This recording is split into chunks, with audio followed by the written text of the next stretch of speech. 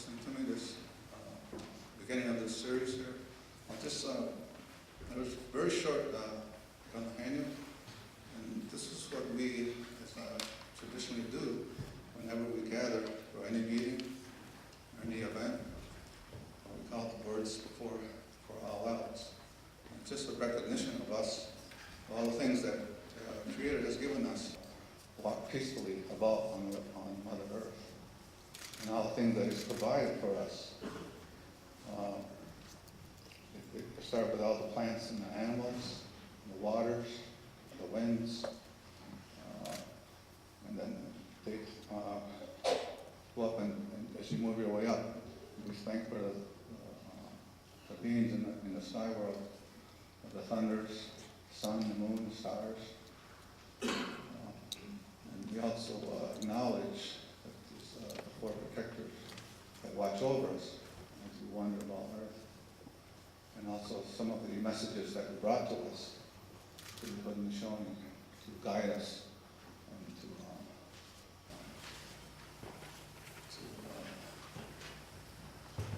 I guess how we're still here to continue our ways as best we can. And of course, at last we give thanks to the Creator Himself for giving us everything that we have and are able to walk about on Earth peacefully. So, as growing up and hearing this in the line or at different events, it was always something that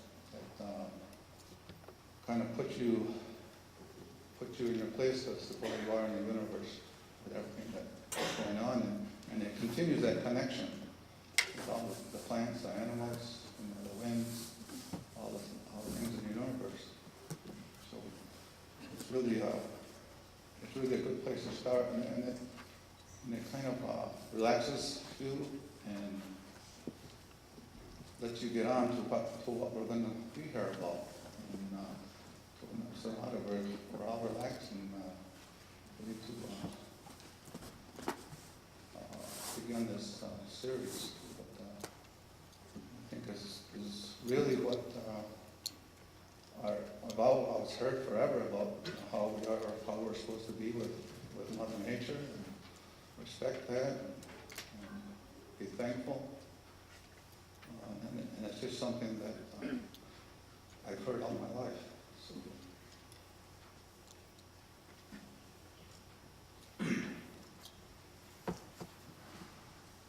it's kind of,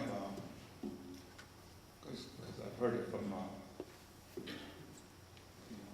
leaders who aren't here anymore. So I do get choked up about that sometimes when I talk about those who have gone on and left all that knowledge for our people, and now we'd like to share that with people. Thank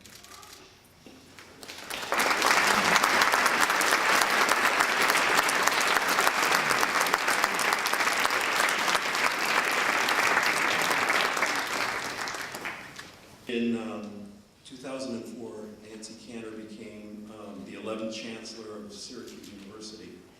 And since that time, she's made tremendous strides in what she calls scholarship in action. And this series, I think, is benefited from that vision of what the university should be. In 2004, when she first came, she initiated a campus-wide conversation on the soul of Syracuse. And many of my colleagues were scratching their head, talking, what does she mean by the soul of Syracuse? And, if we were talking about New York City or Paris or someplace like that, we could talk about the soul of a place. But I knew exactly what she was talking about, and a big part of that soul of Syracuse has to do with its ongoing relationship with the Onondaga Nation. And so this series is then a tribute to that relationship, I think. And I have to clear something up first, initially, by just saying that this series was not organized by the Onondaga Nation. It is organized by people in the greater Syracuse community who want to bring to light, make more visible those bonds of affection, connection with the Onondaga Nation. In 2006, the Chancellor instituted the Haudenosaunee Promise Scholarship, which is a full scholarship for Haudenosaunee students from, upstate New York, Canada, all different territories of the Haudenosaunee. And in BC, that is before Cantor, I could say there were probably 6 to 9 Native students on campus at any one time. Regina Jones looked after all these students lovingly. Right now, 4 years into the scholarship program, we have something like 130 students on campus.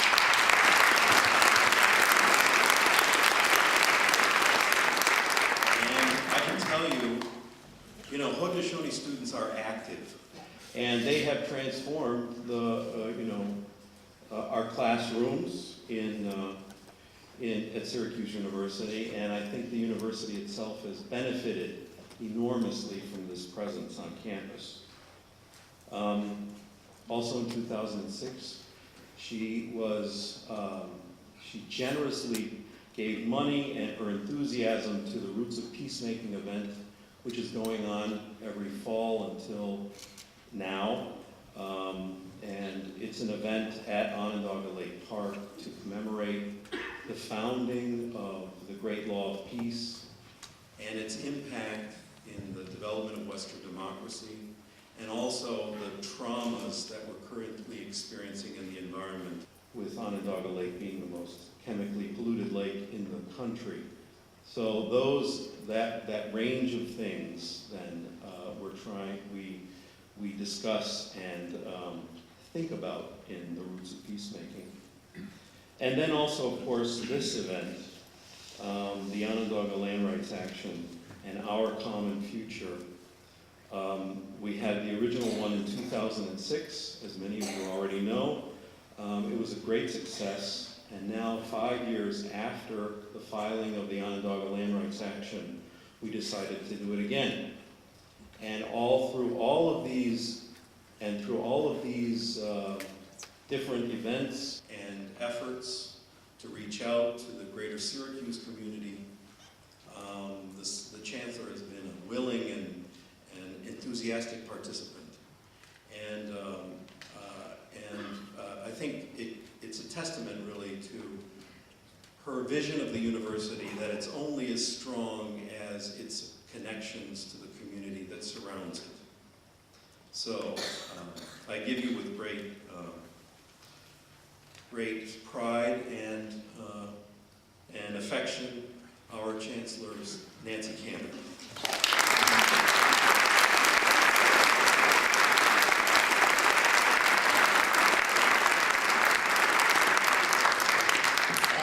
Thank you, Phil. I think, as you all know, none of this would happen without incredible dedication from people like Phil. So we should really be giving him and all the amazing people who are putting this together a long, long round of applause. It's really my great delight to be here, and I think most importantly because this is really built around the notion of a common future, and that we cannot sit by and not think together about what our common future is. But that we can't really understand our common future unless we understand the interdependence that has come from the past. And so we come in part to really recognize the extraordinary legacy of the Onondaga Nation and all of the Haudenosaunee nations, and what that has really meant. And I think we all know that the first series was an extraordinary series, and it really took place after an amazing moment, both symbolic and real, when the Onondaga Nation filed its historic land rights action in 2005. And I think it's worth looking in their own words. It was filed on behalf of its people, and I quote, "in the hope that it may hasten the process of reconciliation and bring lasting justice, peace, and respect among all who inhabit this territory." And I think that's really what we're about here tonight. We're about both understanding in an educational series what the common future is, what is the common ground, if you will, for justice and peace and respect, but also remembering all who have inhabited this territory and what this territory means. And in that regard, it's so important for those of us up on the hill, in the city, in the region, to remember that Syracuse University, the city of Syracuse, and in fact much of the area that surrounds us, this stage, everywhere here, has always been situated on Onondaga Nation territory. We inhabit a territory, a terrain, that they have loved and preserved for more than 1,000 years. And that's not to be taken lightly, although one might say indeed that our actions over the years have taken that land and that terrain way too lightly. So deeply embedded in this series, in this evening, and in fact the relationships that are meant to be celebrated here, is the Onondaga wisdom and respect for the land, the water, as the Taradaho said, all living creatures. The traditional mandate as caretakers of the earth, not only for us today, but for the 7th generation to come. And these concerns, I think, really form the basis of an extraordinarily dynamic vision of what we could do together going forward. In the city, in the suburbs, in rural areas, we could show the kinds of traditional values that have worked to protect the environment, protect people in relationship to the environment, to really understand what a progressive vision of an economic development, for example, would really mean. And of course, we know that the nation has been so steadfast in so many cases here, not just the land right action, but using their distinct legal and political powers, for example, to work with the town of Tully to address the danger that a gravel mine could pollute and degrade Onondaga Creek.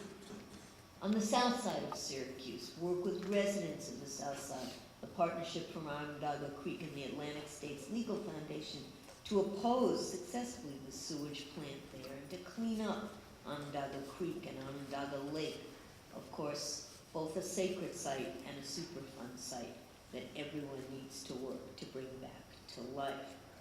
So it's really important as we think about these current projects, these ways of putting hands on the earth today, that we also think about the past, because I think the extraordinary history of the Haudenosaunee Confederacy, but the Onondaga Nation at the center, it is really so important. Phil mentioned the peacemaker, the laws of peace that undergird the traditional values that you see in these projects today. Just imagine in 1744, 1754, Onondaga chiefs sitting in council with the founders of the United States and really emphasizing very clearly the roots of democracy, as Phil said, as roots of peacemaking. So the Hayamwantham Wampum, the tree of peace, which, by the way, will be symbolized and celebrated when the United States issues a dollar coin this month to commemorate the laws of peacemaking. So when we think about that past and we juxtapose it with these projects in the present, what we need to think about is the heartland of where those values come from and how they are instantiated as we work on these projects. And for me, the really clear centerpiece is not only this very deep commitment to peace and to justice making, but a commitment to children, a commitment to the land, and a commitment to interdependence as what ties it all together. And when we welcome with just extraordinary happiness students in the Haudenosaunee Promise program that Phil mentioned, it is because we know that they in fact will teach us how it is that we could take care of that seventh generation yet to come. And I think that's what this series will be about. It's what the first series was about. And we're just so glad the neighbors of the Onondaga Nation has organized this second series. We're very proud that both individuals and departments at SU, ESF, Lemoyne, OCC, Empire State College, and 7 other universities have joined in sponsorship with Imagining America, Syracuse Peace Council, Indigenous Values Initiative, Interfaith Works, Matilda Jocelyn Gage Foundation, and the Syracuse Center of Excellence. And I think it's really important to read all those partners, all those pieces in this, because again, it just symbolizes that this is a collaboration. Of course, must be a collaboration because there's incredibly hard work to be done. So we know every day the degradation of our environment. We know every day the children left behind. We know every day the roots of conflict as opposed to the roots of peace. And so that's what this is about. And again, as Phil said, I think we find the soul of Syracuse broadly defined in the legacy of the Onondaga, in the traditional values that have protected both the land and its interdependence with our people, all of us together. So it's great to be here, and it's great to be a part of people who care about what that common future will be. Thank you.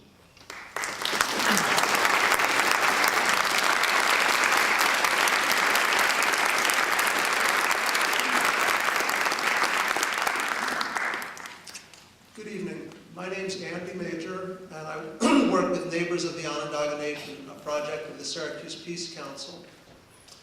And about 10 years ago, a group of people got together in a living room on the north side of Syracuse. It was a time when to the east and west of Syracuse there was great strife. To the west we saw signs saying no sovereign nation. To the east there were death threats in Oneida territory, demonstrations against Native peoples, a lot of really strongly racist rhetoric. And we were pretty frightened by that.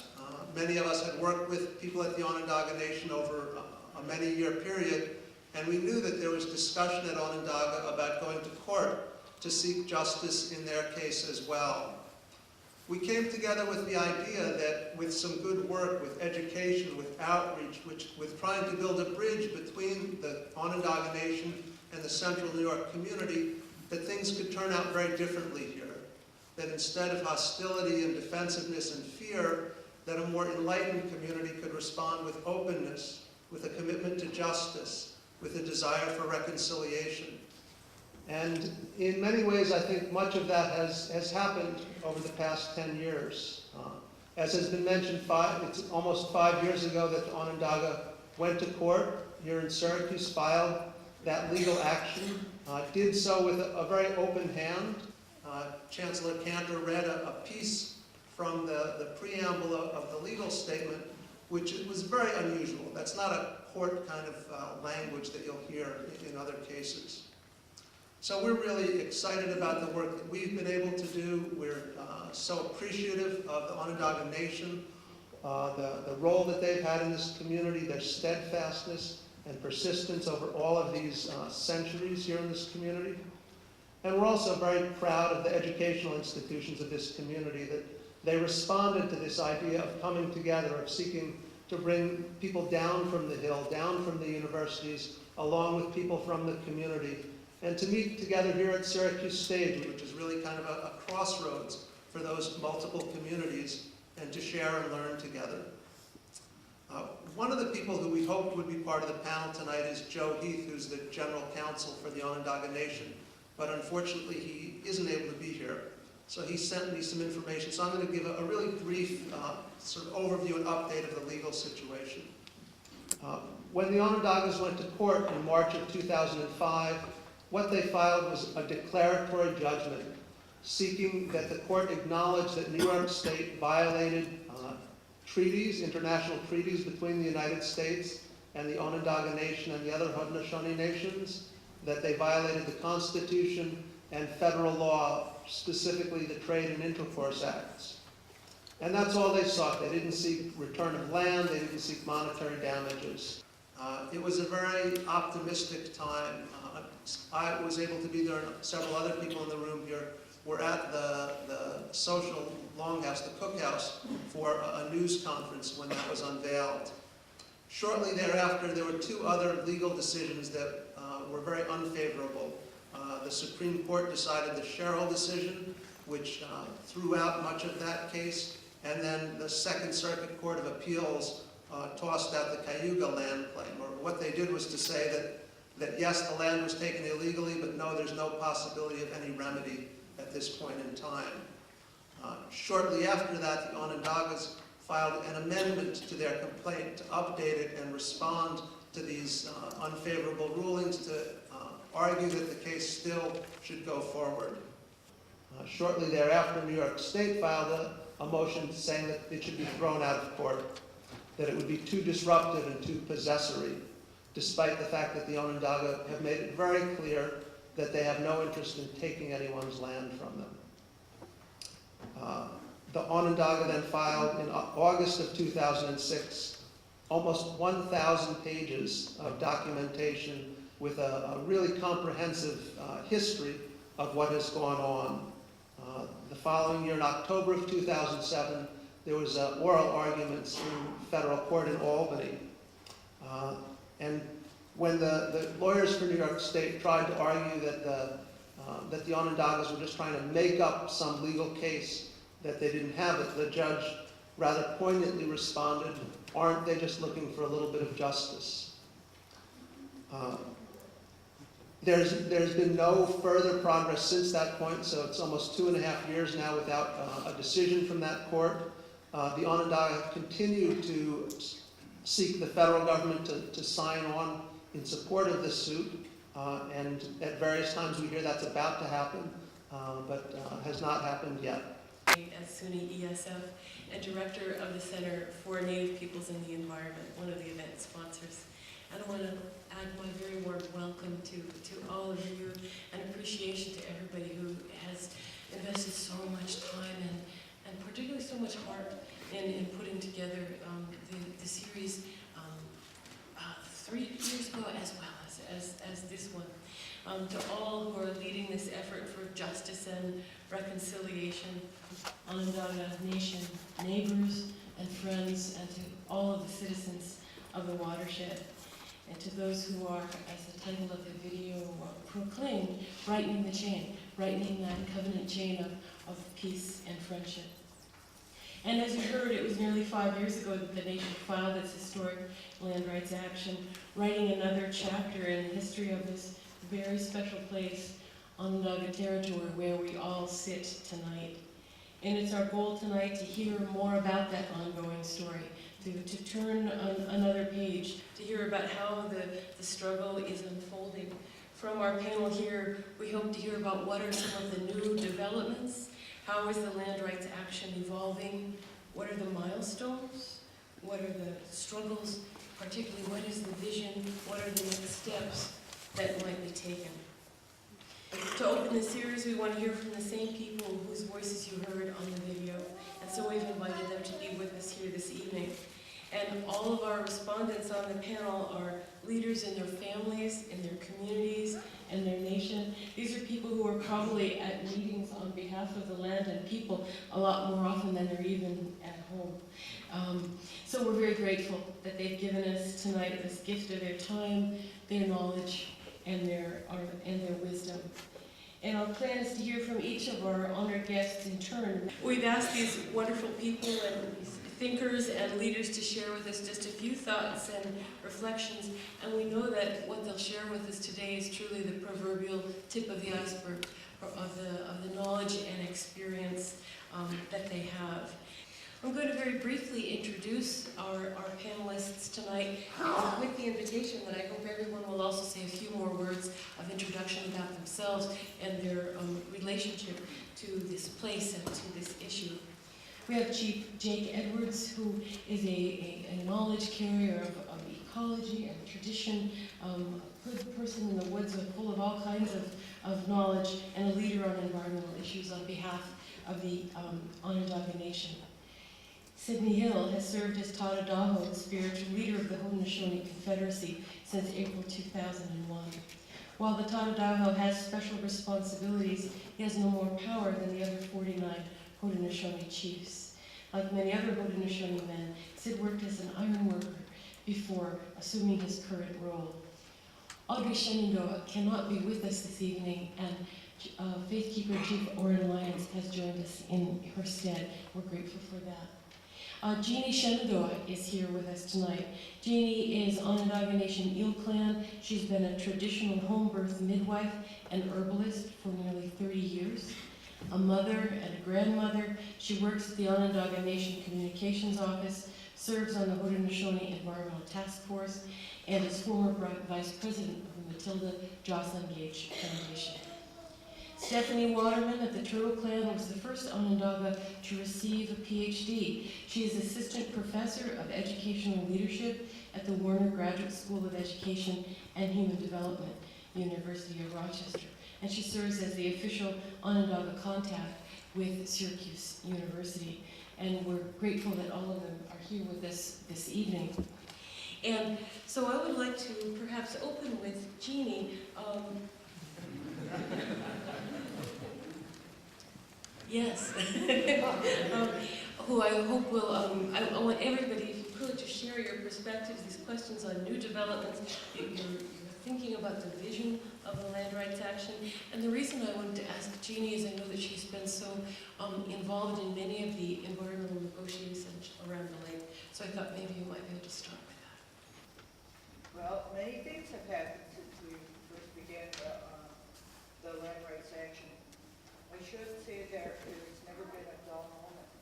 We've constantly been busy.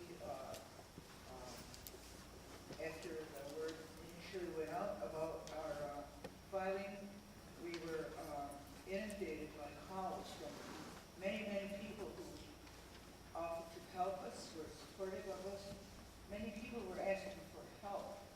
Many people in different areas of the state and central New York that had environmental situations in their towns that felt completely helpless. And so we had addressed every one of those. At the same time, addressing all the daily situations that come to us. We've not moved forward very much. We haven't had any change in the legal situation. There have been some slight things, but for the most part, I would say the main progress that we have made is that we've made many, many more friends. And we feel very good about the strong support that we have with, for instance, the Moon Group, but not only the Moon Group, many other organizations, so that we've been able to continue and address many environmental situations that have taken place in our nearby area. It's taken a lot of work, time, and energy, but it's been a really excellent collaboration with many people from different organizations because we all have the same thing in our heart, the same goal we strive to protect and help repair Mother Earth and hopefully return things to a state they would not be dangerous to anybody's health or the future of the people. Our thoughts have always been to think not only of ourselves, but to think of everybody in this area, and think about the future of everyone, not only ourselves as, you know, Haudenosaunee people. Our teachings, our traditional teachings have led us to be this way. So I would say, for myself, we have made some progress in some different environmental situations. The biggest and the best progress that we've made altogether are the number of new friends that we have made, and we are truly appreciative of everything that everybody has done to show their support for us, their understanding of our way of thinking, and being supportive of the rest of our people, the Haudenosaunee and our confederacy. I think this is kind of the general statement that I would make at this point.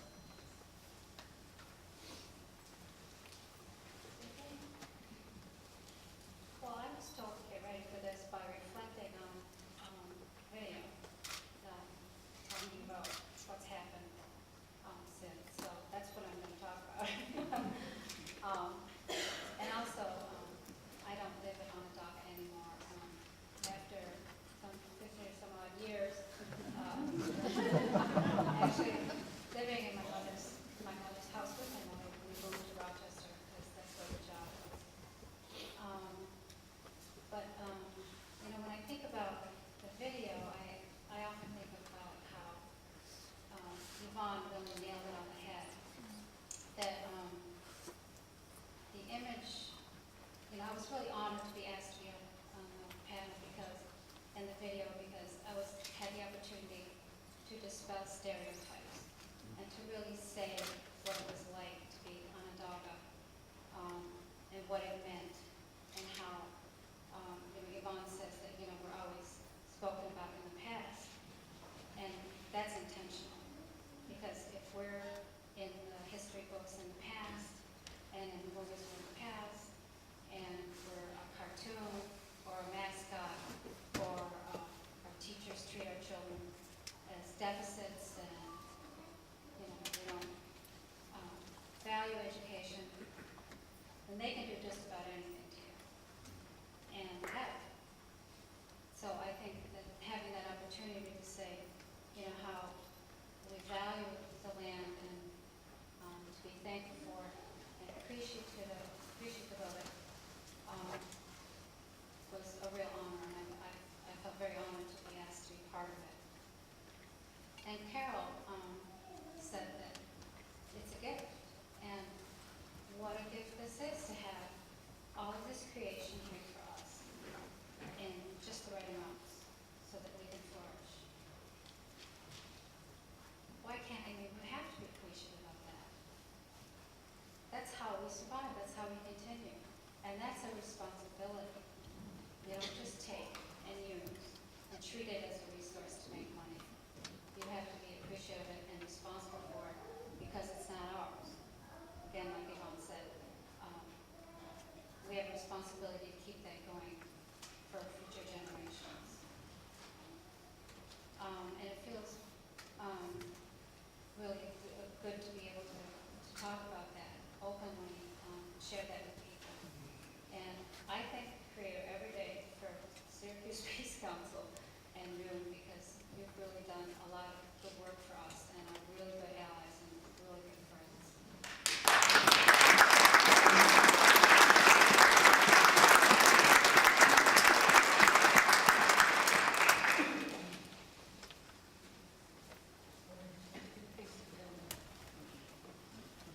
All right, well, the discussion here covers a lot of territory. You saw Rick was talking about the treaties, he's talking about the signatures, 1794 treaty, the agreements of the time, and I, as a professor, a history professor, American history, and with emphasis on American Indian history, what I found out was that even as a professor at the university level, students came to me with practically no knowledge of American Indians. Native Americans, Haudenosaunee, I didn't know them very much. And I would have to begin teaching in a very rudimentary start because they didn't have a background. In other words, your schools and your curriculums do not teach about the Haudenosaunee, not very much. Basically, we were impediments of progress, pesky redskins, you might say. He did say.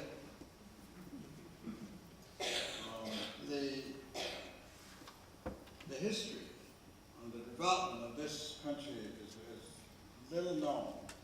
So I just wanted to lay maybe a little ground foundation of what the situation was like after 1783 when you signed the agreement of peace.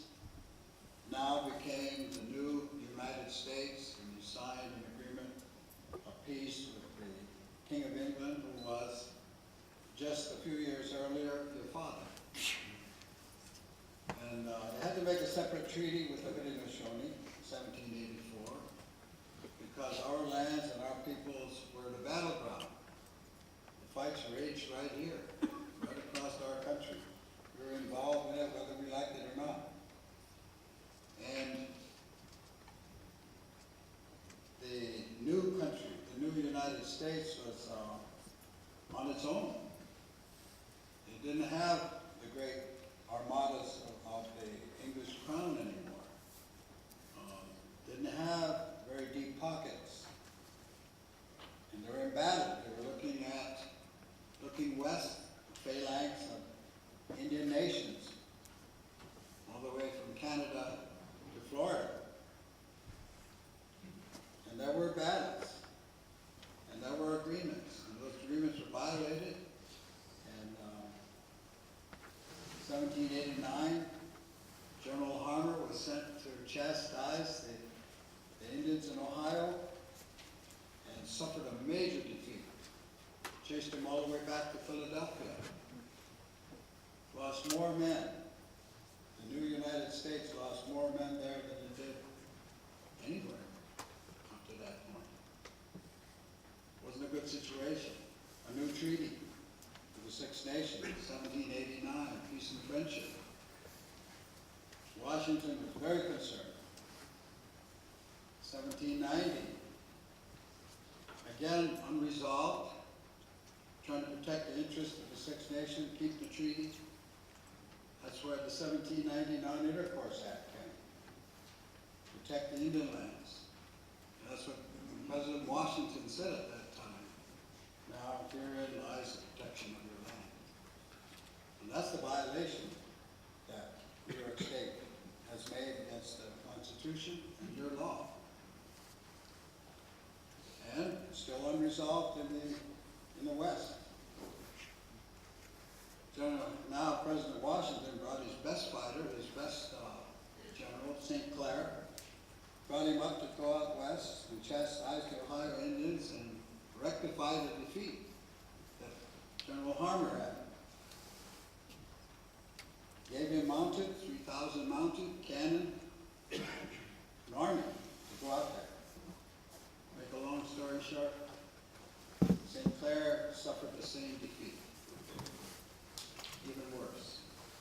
Not a very good sign for a new country with few allies. And that's where the Treaty of 1794 came. That's why you had a treaty.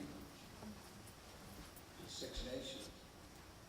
And our leader said at that time, well, we already have a treaty. 1784, peace. Again, Port Arthur, peace. And it was George Washington who commissioned that great wampum belt. The President of the United States was making wampum belts in 1794. And you don't know that. You've never been taught that. But that's the kind of influence the Haudenosaunee had in the development of our country. I just thought you might have should have a little of that background, so you can understand more what's going on today. Thank you.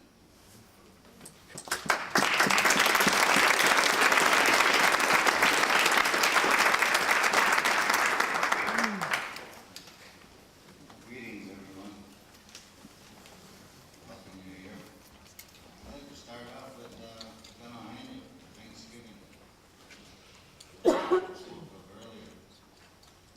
He gave a brief translation of some of what he spoke. One of them parts in there after he mentioned all the creations, all the gifts that were left here for us to enjoy, to be grateful for, is that we all come with one mind.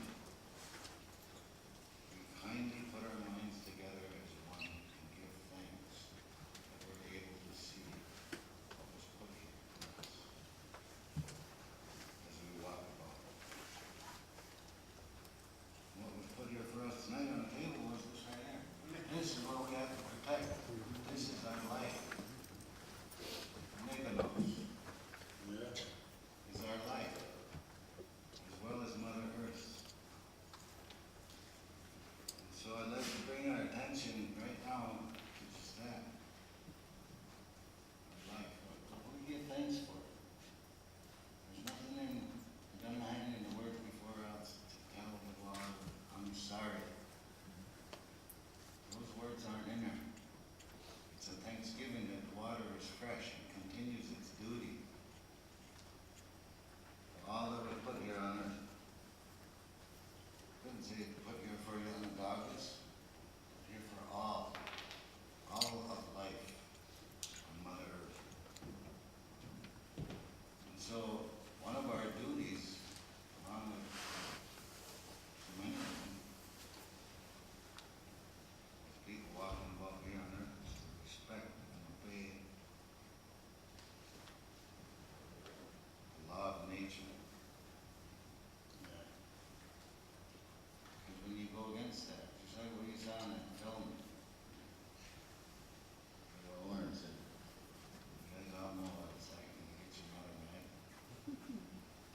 It's true. So it's our duty, all of our duties. That's part of it. When Jeannie talked about finding and reconnecting with some of our friends, and you know what? It's hydrofracking. It has to stop. You can't take a chance on polluting one drop of water. Every drop of water counts. Every drop of water is life. We're connected to all that is connected to the water. It's all living things. We spent a lot of time, many years, keeping to ourselves because colonists, they only listen to what they want to listen to. They learn how to survive in the woods. They learn how we come together as one mind. They learn what they listen to. Our great law of peace. They didn't learn it. A few years back, we thought the way the situation is on Mother Earth and these people, they just don't listen, don't learn. So we thought it's time we better open up and share more with more people. And that's what this is about. It's coming together as one mind. That's what we all need to survive. Clean air, clean water, healthy Mother Earth. Amen.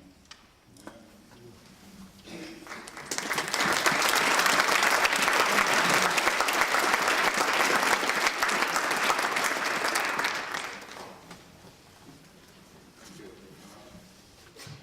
Just looking at the video there, I'm glad I can still fit my same shirt. Onondaga women are very good cooks. Yeah, it's been a great learning experience.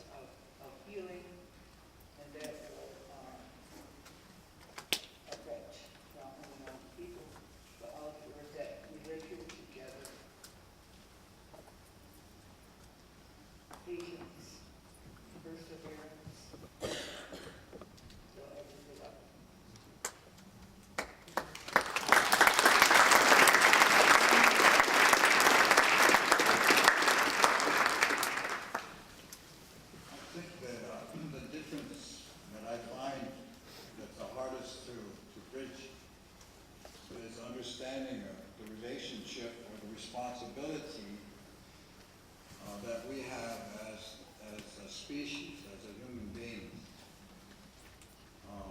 Our responsibilities and our relationship with nature.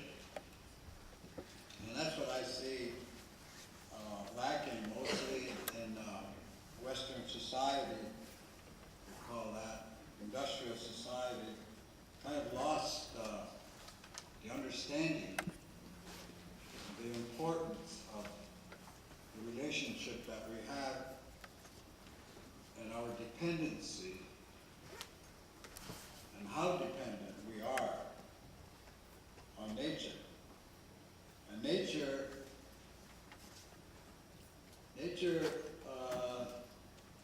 doesn't have a court. There's no habeas corpus. There's only its rules, law.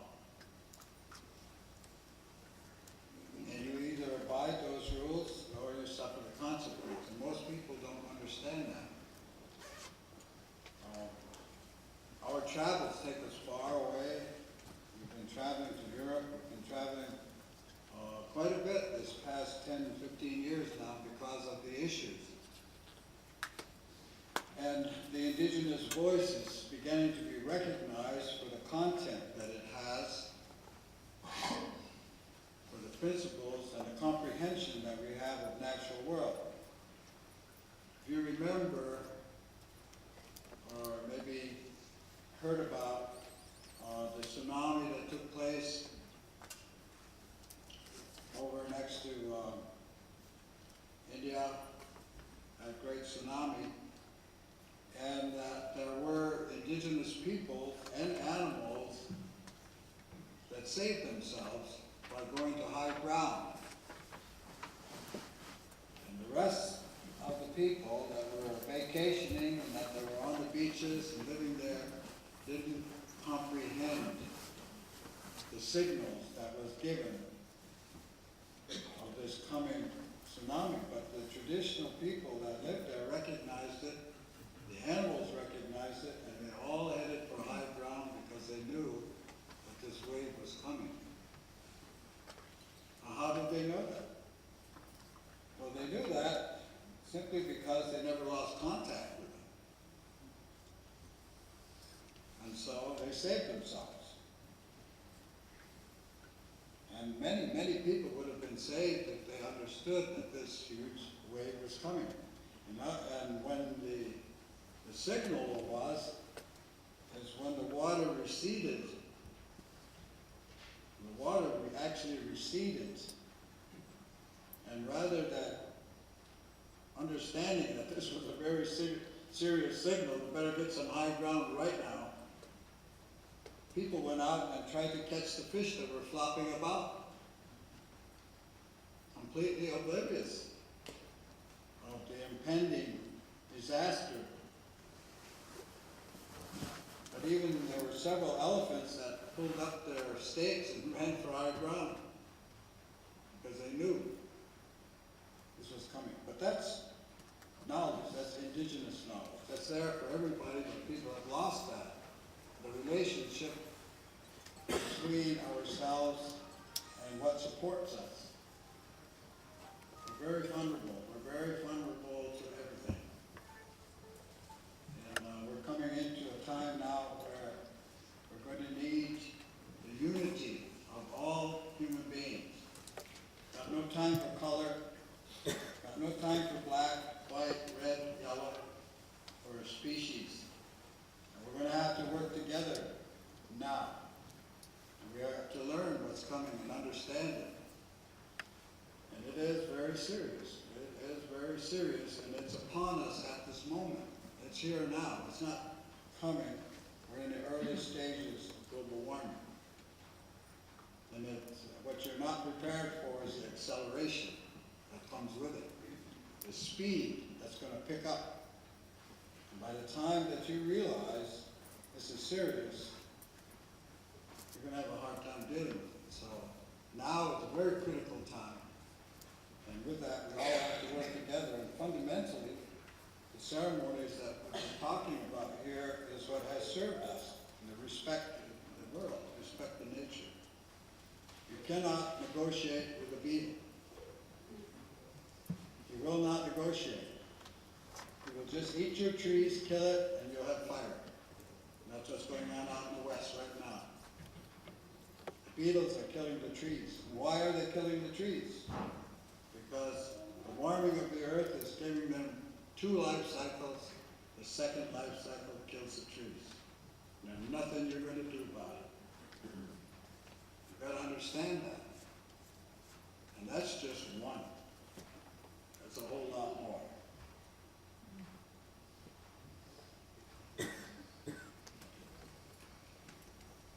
I have the unfortunate